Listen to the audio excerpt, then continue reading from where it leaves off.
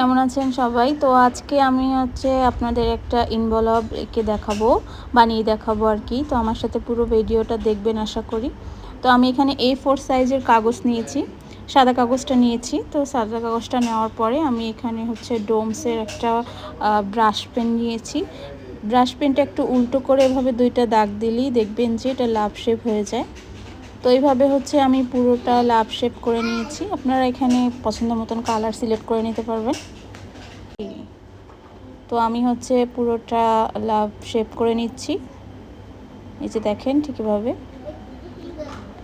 তো love shape করা হয়ে গেলে এবার আমি আপনাকে ফুল প্রসেসিংটা দেখাবো আপনাদের। তো এই যে আমি পুরো কাগজটা লাভ শেপ করে নিয়েছি, এটা ডেকোরেশনের জন্য। তো প্রথমে কাগজটা এভাবে লম্বা করে তারপর এটাকে মাঝখান থেকে এভাবে দুই ভাঁজ করে ঠিক এভাবে এটা মিডিলে একটা ভাঁজ করে নেব। এরপর ভাঁজ করা হয়ে গেলে এটাকে আমি আবার খুলে নিচ্ছি। তো খুলে নিয়ে একদম মাথা থেকে এই দাগটা পর্যন্ত একটা কাগজটা টেনে নিচ্ছি এভাবে।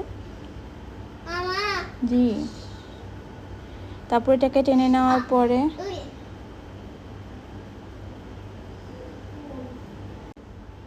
তো তারপর অপর পাশের কাগজটাকে এভাবে ফোল্ড করে নিলাম। তো ফোল্ড করে নেওয়ার পর এভাবে এই যে কাগজটা রয়ে গেছে এটাকে একদম ওই যে মাথায় তারপর এটাকে ফোল্ড করে নেব এভাবে। এটা আসলে আমার একটু বেশি হয়ে গিয়েছিল, তো আমি একটু ভিতরটা টেনে নিচ্ছি, কারণ আমি এটা বেশি হয়ে গেলে ভাঁজ করার সময় এটা আটকে যাবে। তো এখান থেকে আমি সোজা আর একটা ভাঁজ করে নিচ্ছি, যেভাবে ভাঁজ করে নেব। এরপর দেখেন এটা একটু জেগে আছে, তো এটাকে হাত থেকে একটু টেনে সোজা করে নিলাম। তারপর এখানে আমি যে টাকাটা ইউজ করব সেটা নিব। তবে হ্যাঁ, এই যে টাকাটা যে আপনার ইনভলভের যে টাকাটা রাখবেন সেটা যে কয় টাকাই হোক, তো এভাবে টাকাটা এভাবে মাঝখানে দিয়ে এইটাকে একদম সোজা করে, আসলে এটা আমার ভুল হয়েছিল, এভাবে এটাকে এভাবে সোজা করে এভাবে টান দিয়ে নিলাম। দুই পাশটা এভাবে ভাঁজ করে নিলাম। তারপর কি করব, তারপর এই এভাবে এটা মাঝখানে দুটো আঙ্গুল রেখে ওই যে আগাটা আছে সেই আগাটা এভাবে চাপ দিয়ে এভাবে ভাঁজ করে নিচ্ছি। তো এইভাবে আমি পাশেরটা এভাবে ভাঁজ করে নেব। এই যে দেখেন এভাবে, এটা আমার একটু শক্ত বস্তে ছিল, তাই আমি সুবিধার জন্য এভাবে একটু বেঁকাই নিলাম। তারপর এটাকেও এভাবে ভাঁজ করে নেব। ভাঁজ করে নেওয়ার পর এটাকে আমি আরও একটা ভাঁজ দিব।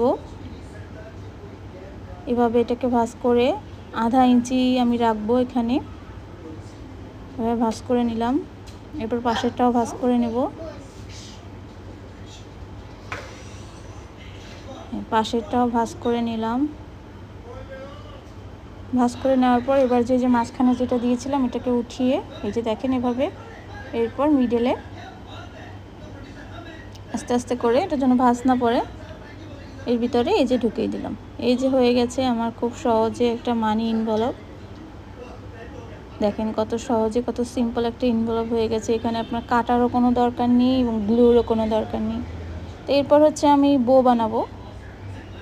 বো অনেকেই বানাতে জানে আবার জানে না, তো আমি সবাই উপকারের জন্য বো বানানোটা দেখিয়ে দিলাম। প্রথমে দুটো ভাঁজ দিয়ে এরপর এই রিবনটা একটা ভাঁজ দেব, আপনাদের যেই কয়টা দরকার। সিঙ্গেল বো বানাইলে সিঙ্গেল ভাঁজ দিবেন, বেশি পাটে পাটে করলে এভাবে আমার মতো বেশি করে পাট দিয়ে নেবেন। তো দেখেন 3টা পাট দিয়ে নিয়েছি। এরপর ফিতার আগাটা এভাবে ঢুকিয়ে দিলাম। ঢুকিয়ে দেওয়ার পর এরপর রিবন হয়ে গেছে আমার।